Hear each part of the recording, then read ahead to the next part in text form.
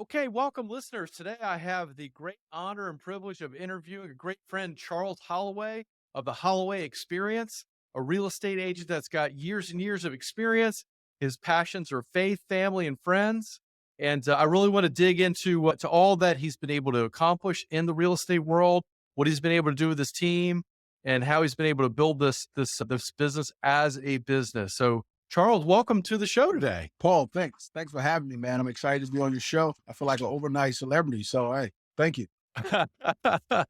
Well, hey, I'll take that, man. We'll take it where it goes. Talk to me, Charles. Tell me. I like to always start out about how you get into real estate. I find nobody sort of finishes school and they say, "Hey, I'm going to go into real estate." There's always kind of an interesting path to get there. So tell us about that, man. Man, my path was pretty interesting. Actually, it was kind of twofold. Initially, I got into real estate because I was reading Robert Kiyosaki's book, Rich Dad, Poor Dad, and it was talking about never Yep. having all of your income come from one source. So I really thought that I was going to get into business and be this super investor because I was working at Verizon Wireless, one of the Mm. busiest stores between Baltimore, Virginia, and DC. And we went over a renovation, and I was managing that store, and I got passed up for a promotion that I just knew I had, right? And I was infuriated. It was more like, I guess, unless you was in part of the in crowd, right, you would get the promotion. So I had these great numbers, a great team, and just got passed up for the promotion. It made me upset. And I said, you know what? Let me try something else. So I was thinking of real estate. Then the second part was, retail. People call out all the time, right? So one day we had a manager call out and I had to stay on the floor. Well, that day was really significant because we were doing a gift for my grandmother who had turned 80. I'm an identical twin. So in the picture was all the cousins and the grandchildren, right? My cousins in the picture. I ended up missing the picture. I was 5 minutes away. So here it is. We have this thing that's like right up there with a picture of Jesus in the house that I'm not in it.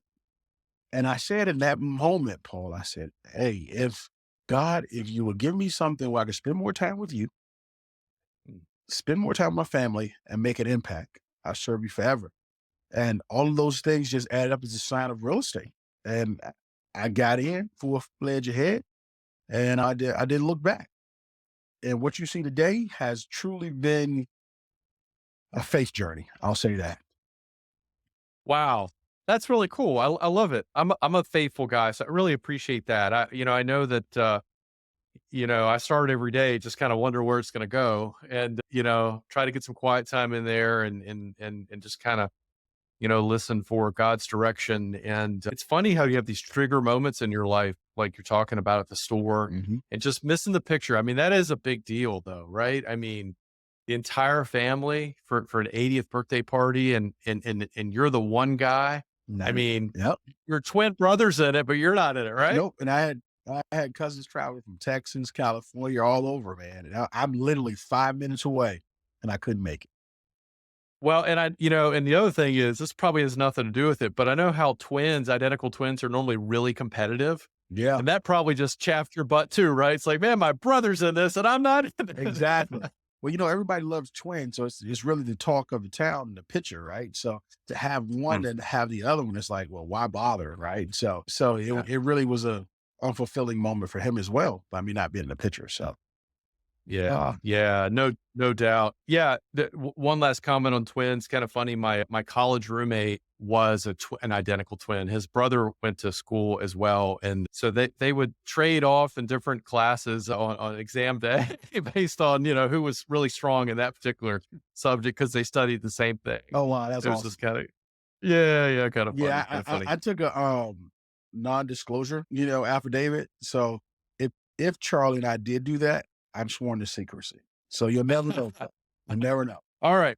Well, yeah, okay, I'm with you. I think that's a good idea that you guys signed that. That's great. So awesome. So tell me about real estate. I know you're a listing guru and you love working with buyers. So talk to us about kind of your passions there and how you're positioned in real estate. Well, I tell people all the time, right? I see real estate for me as a ministry, right? I'll never take a pulpit. I'm gonna tell you that right now, right? And Mhm. maybe one day if I'm fortunate enough, I'll be able to feed 5,000. But for me right now, I think we all have individual gifts And my gift is a platform for real estate to change people's lives. And I take it personally. I enjoy it. I embrace it. And I try to not just finish, but run through the red tape every single day in the way that we do business and the way we care for our clients, right? So we have three pillars in our organization, and it's to love, to serve, and to care. Those are the mantras. And that is what we strive to do every single day. So whether it's buying, whether it's selling, whether it's first time home buyers, everybody has an experience that is created in such a way that we do a phenomenal job.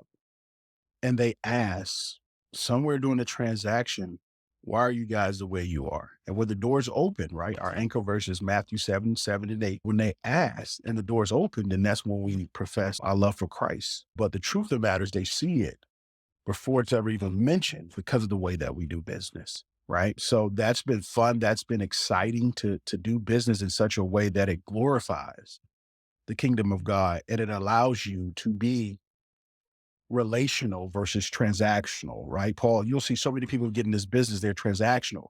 Well, we really, really pride ourselves on being relational and really going the distance, 7 levels deep of getting to know the person, the family, the situation, the whole entire dynamic.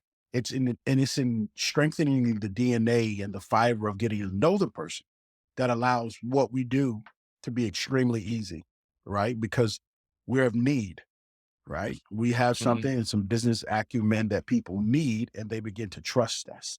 So it's like, hey, while he's a real estate professional, he's an extension of our family, and he's going to treat us as such and take care of us in such a way that it is unparalleled versus anything else we've seen in the marketplace. And that's what we do, right? So that's why we can truly service the whole gamut. So you're living biblical principles, right? Who's it said that I don't know, someone said it famously um that you should preach all the time and only use words if necessary. That's correct. I think Right. our lifestyle, right? And the way we do Mm. business, your DNA should show up. So your business then become your DNA. So everybody that's on my team and attached to my organization, one of the things that I strive for is I don't grow just for the sake of growing, right? Mhm. We grow with like-minded individuals who are committed to what it is that I believe in as an organization and the DNA of our organization in so much in a way that, hey, the masses have come, but the level of care and service needs to stay, right? So that we went to that phase. Then you get to this next phase where we're still doing a phenomenal business, but that business is done in such a way that then it becomes a platform. And that platform allows you to be able to change generations, be able to leave legacy and sustain yourselves in such a way that you're able to mentor, you're able to service your community, you're able to do toy drives, you're able to do giveaways. All those good things are the things that we've done. And this year, Paul, we're very, very excited. We started our nonprofit, right? Oh, So who that's would have awesome. ever thought that real estate would be the vehicle to do this? But it has been, right? And it started at just sitting at kitchen tables and telling people, hey, I'm going to take care of you in a manner in which I will want to take care of myself or another Mm. family member. And that thing just grew leg, Paul. It just truly grew leg. And people always say, well, what's the secret? What's the mystery? Right? I'm an open book. I don't mind sharing it. It's being your authentic self, being genuine, and connect with people in such a way that you are compelled to take care of their situation and their need because you're so committed, you don't want to let them down. And that's kind of where we are. And it's been great. Well, you're yeah, so I mean, you're literally living the golden rule, right? I mean, you're embodying it. From what I'm hearing, Charles, is that you guys, you're the Holloway experience is it's really your whole team, your system, your culture is geared around coming around that client and bring them into your family and build that relationship and serve them so that they have a better life, basically, because you were there, right? Right. Because so many agents get into business and say, oh man, let me find this new shiny object. Let me do this, right? Let me do Zillow. Let me do this. Let me pay for this. Let me pay for that. We have not had to do that. Because think about it, Paul. People know about God, and I've never seen an advertisement, right? I think we devalue the ability of word of mouth and the great thing about just the compounding effect of taking care of people in such a great way that they would then become raving fans and ambassadors. And the experience is so irresistible. They feel compared like, hey, I have a great secret that shouldn't be a secret that I want to share with everyone. So they then become your billboard out in the community, right? And so then you're helping people that has some measure of already built in trust. So now instead of having to chase this object and that object, you can spend time really being relational and getting to connect with someone on a deeper level. And that has proven to be our success. It's worked for us. And I just hope others, especially now in a shifting market, right? Creating a incubator for your client and your database is essential, right? So now it's like, hey, the shiny objects are going to begin to slow down. I can't buy and pay for the leads now. I got to really work.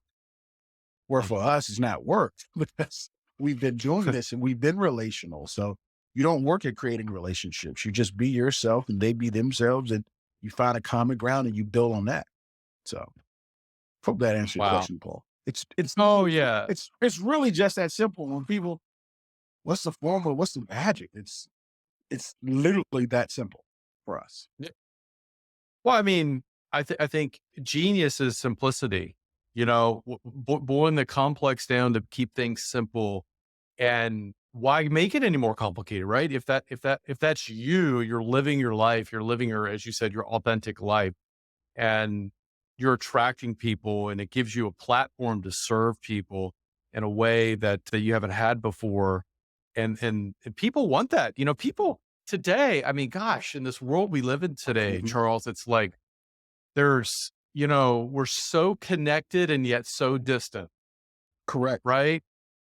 I mean, it's unreal with the cell phones and the technology and all that, and but yet people have lost the fine art and the ability to have just interpersonal communication, and Mhm. just we're missing that, and so I think they're starving for it. And when you come along and say, "Hey, man, you're just you're being authentic, you're being you, you're serving these people, you love it," it's like they don't know what to do, right? Right. It's It, what if we challenge everyone to use technology to connect? Mm. If we think about the inception of Facebook when it first created, it was to connect people all around the globe to just be able to say, hey, I'm fine, I'm alive, check in, look what's going on with me in my world. And what if we used it for what it's really meant to be used for versus a form of advertisement, right? Or pushing Mm. your own agenda. But let's truly Well, use technology and the things that are resources to connect. It is mm, the great connector. Or we just got to, for everything, there's a good way to use it and there's a bad way to use it. Let's just focus on a good way to use it. I think if we use that platform as a way to just genuinely connect, hey, Paul, I'm just calling you today just to see how you're doing. Is everything going right in you and your world? And in that conversation, if a need arises, I'm here for you, Paul, should you need me. nice. Yeah, simple. So yeah, take the good, leave the bad, and are you using technology, Charles, pretty extensively in your business? We do. Yeah, we do. I'm very now I will say this. As much as I use technology, I do use it as much of a personal touch, right, Paul? So on Thursdays, we'll do pop bys. We'll go to people's houses that are our clients and just give them a trinket or something. Just say, hey, I'm in the neighborhood. I just want to stop, say hello, and let you know I thought of you. Right. Paul, there's just one rule, right? And it stays with me. And it says people will forget your name and forget what you look like, but they'll never forget how you make them feel. So while I use technology to stay out in front of people for the fast paced clientele that we have and for more of a point of reference for information, it doesn't eliminate the need for the human connection. People always say, hey, we keep doing Zillow and all this other stuff. We may become obsolete. The real estate professional will Uh, never become obsolete because of the necessary need for built in trust and the human connection. yeah. Now, they can make our job a lot more simplistic, but it'll never Mhm. completely erase the real estate professional because of the need for the human connection. Well, I mean, yeah, and you think about like that's a stressful thing. I mean, if you're buying or selling a house, it's a huge life. You've got something else going on in your life. You don't just randomly buy a house or sell a house. There's Mhm. a reason why, That's right? You're right. like you're moving into the area, you're moving out of the area. Maybe you've got a new family on the way, a baby. Maybe unfortunately your family's splitting or you're downsizing. Or there's something going on, and so there's already a level of stress in your life, Mhm. and then we know how complicated the real estate transaction could be from finding the right home to negotiating the contract to looking out for the landmines that are out there to getting the right loan. I mean, everyone that's involved in the process, that's tough. And so I don't personally see a Zillow or some, amorphous real estate company in, California Mhm. or in the sky or wherever, effectively serving those needs. I mean, yeah, they can move the paper and there'll always be a certain percentage of people that just want to go with the cheapest thing and whatever. But that experience is not what most people need or want, right? Absolutely. I've never seen a Z estimate ask about motivation. And sometimes uncovering the motivation is the factor that's driving the decision, right? So it, only a human can do that.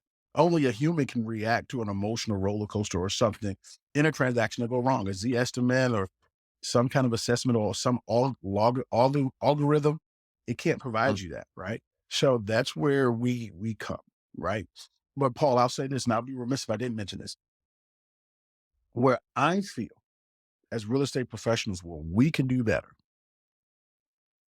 is being more unified to the profession in general versus I'm with this brokerage, you with that brokerage. It's Mhm. like taboo. We shouldn't communicate. No, we can all coexist and operate in a spirit of consistency and excellence that brings dignity to the profession. So that way, the consumer will have a consistent, not the same, but a relatively consistent experience. And it won't put us or deem us there right next to the used car salesman. Right. And I think in the world of some car sales, men and women and professionals across the world.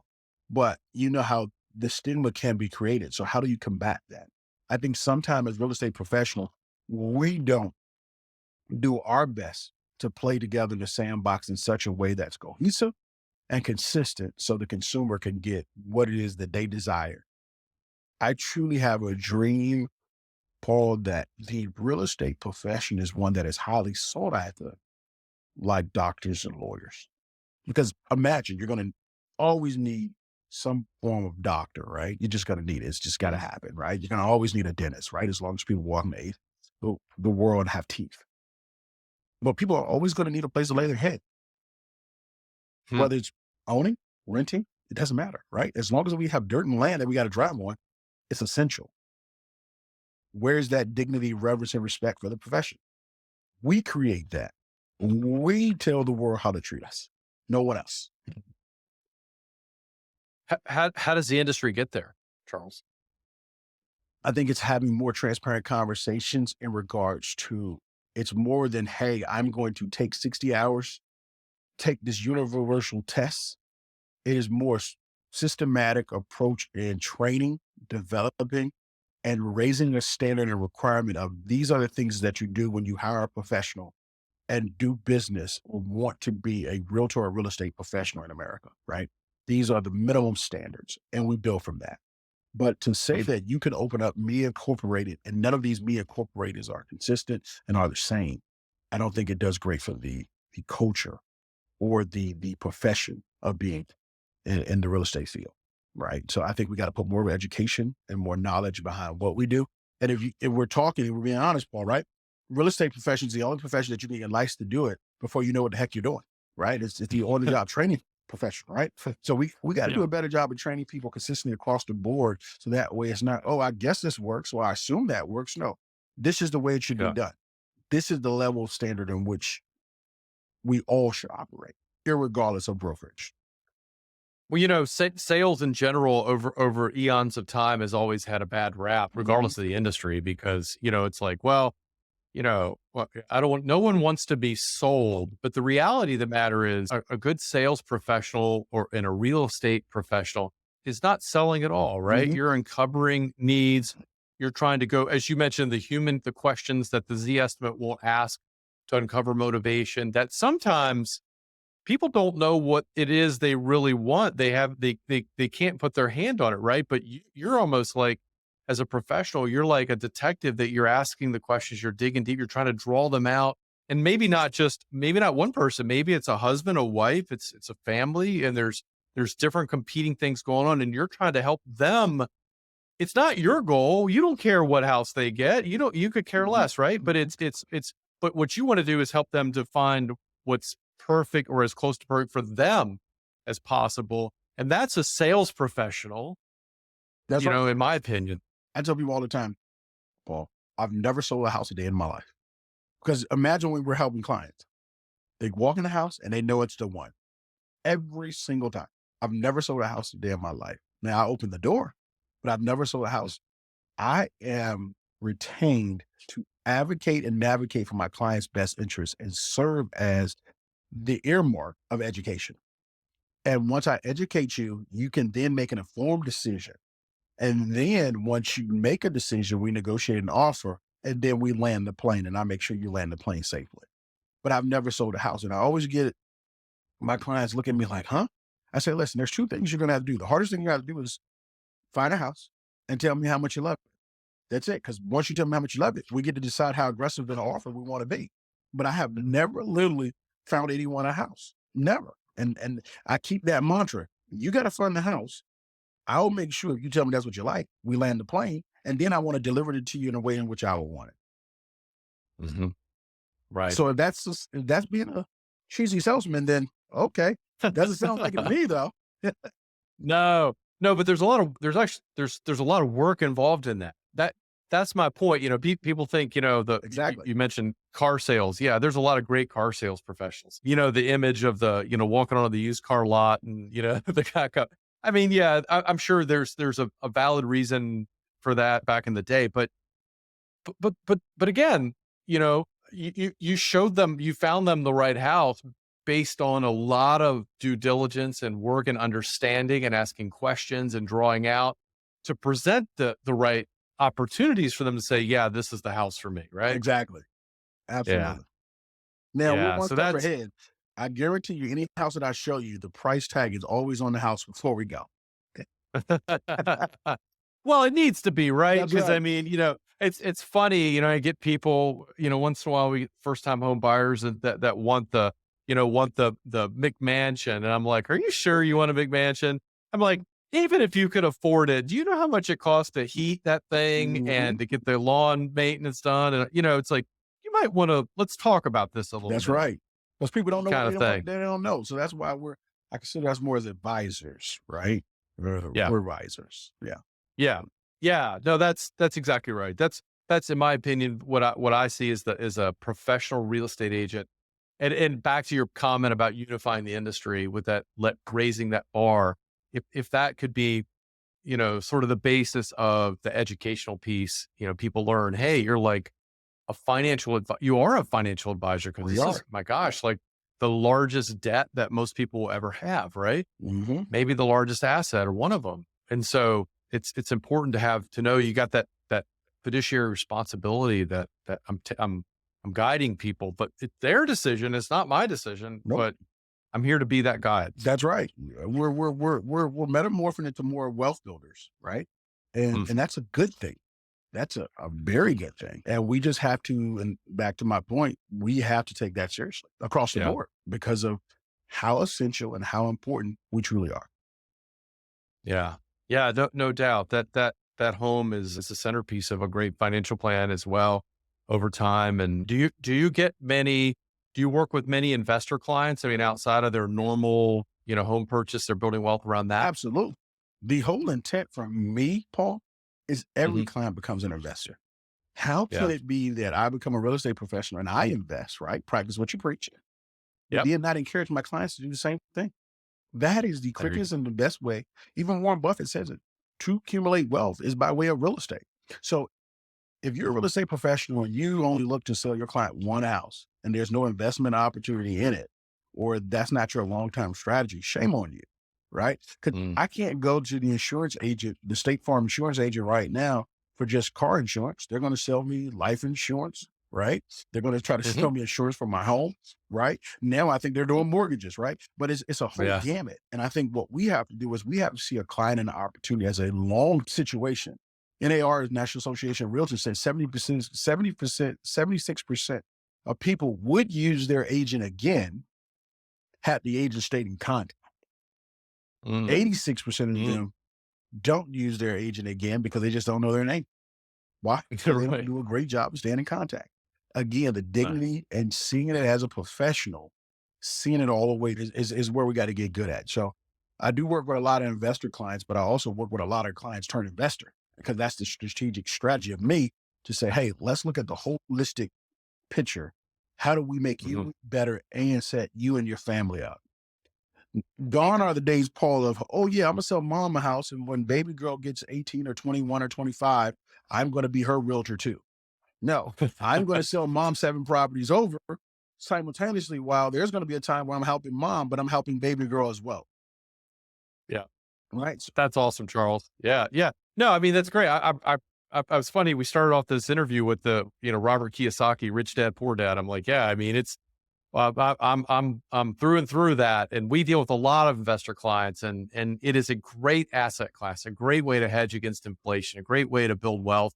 And as you know, to all the tax advantages, the cash flow you can create, and you know, there's no better way to do it, in my opinion, for sure. So switching gears here as we're actually running out of time. Tell me something. Tell me what do you do for fun, man? oh man, for fun. For fun, I enjoy my kids and the wife spending time with them. I'm a huge sports junkie, no matter what it is. I love sports, right? And I think it's just not the sports. I love people having the conversation of who's the greatest of all time, the GOAT conversation, right? And just that model of consistency and excellence, right? So I love sports, man. I'm telling you, my Sundays are coveted, right? My team is no good. I'm a Washington Commanders fan by the fact of my dad, but I'm hoping that a broken clock is right at least 2 times a day. So I'm hoping that we're going to get it right eventually, right? But Yeah. I, I thank God for fantasy because then you start watching all the other games and you kind of root for the sport and you forget how horrible your team really is, right? Well, my team is a college team, Virginia Tech, so I'm feeling your pain, man. Hey, along the same color lines, right? So just Yeah. for any Washington Commander player that is watching this or Ron Rivera, realize that you have fans and we have a reasonable expectation for you to be good. Please. And it's hard showing up on Mondays after losses. Ah, I know. In fact, that's what they pay you to do, right? To be good. Right. We don't pay you to just play. We play you to win. That's exactly right. Well, Charles, you're definitely winning. You and your team at the Holloway experience in real estate and serving your clients.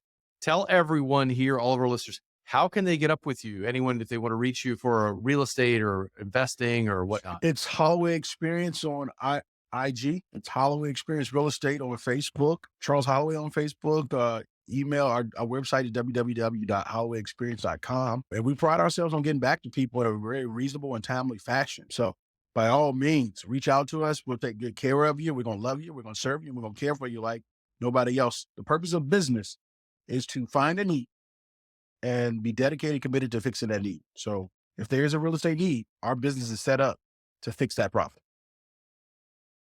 That's awesome, Thank you. Charles. Well, look, I appreciate you being on my show, and Thank you, Paul. man, it's been a lot of fun. This was excellent, Paul. I appreciate you and I wish you well, man. And if you want to have me back again and you have a sports segment only, go ahead. I got some statistics, I got some stats. I'm ready. All right, we'll do that. We'll take you up on that. Thank you, Paul. All right, have a great day, buddy. God bless. Bus.